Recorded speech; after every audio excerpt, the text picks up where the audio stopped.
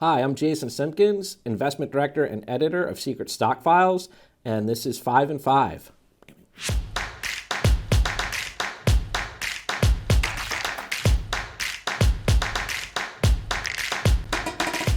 What AI company is working with the US military? There are several. The biggest one off the top of my head I've talked about before, but C3.AI, they do a lot of preventative maintenance on US fighter jets. They can predict what subsystems will fail and when. They have a very good idea about what on a jet is about to wear out and needs to be replaced so that it can be replaced before it becomes a problem.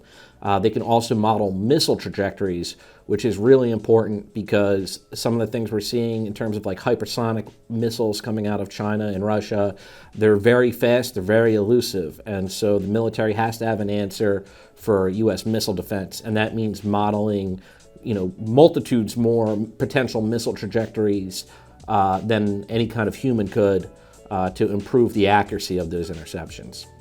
With conflict heating up in the Middle East, which defense stocks do you believe will benefit? Short answer is all of them.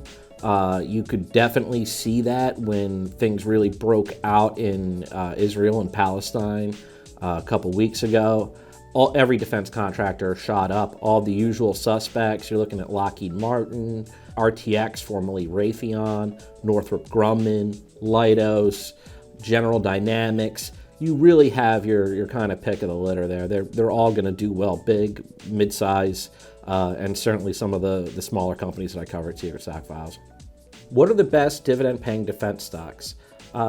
Again, most defense stocks, especially the large cap ones, pay some pretty good dividends, and they have a really strong history of maintaining and increasing those dividends. So again, companies like Lockheed Martin has a dividend over 2%, General Dynamics over 2%, RTX I think is over 3% right now. There is also a real estate investment trust called COPT Defense.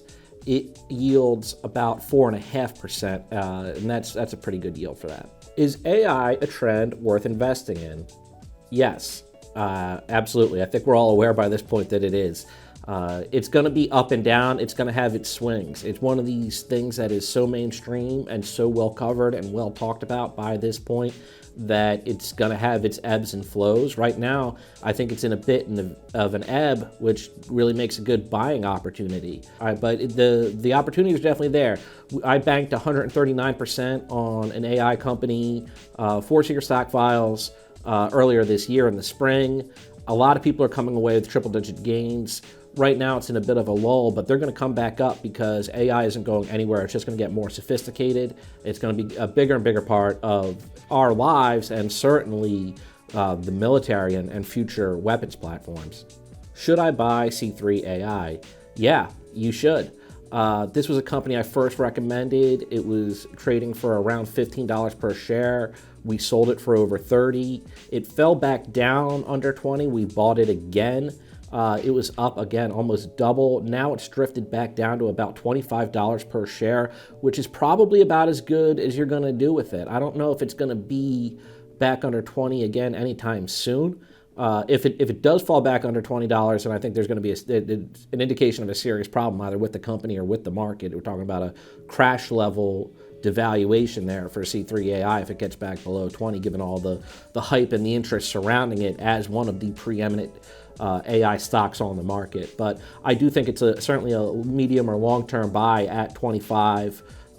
Anything under 30 by this point I think is pretty good because we've already seen it breach that 52-week high, get above $30 on multiple occasions, and at one point it was even above 40. So I think 25 is a decent price to pick that up.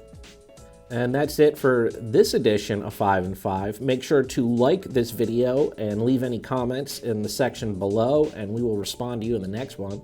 And I'm Jason Simpkins, Investment Director of Secret Stock Files.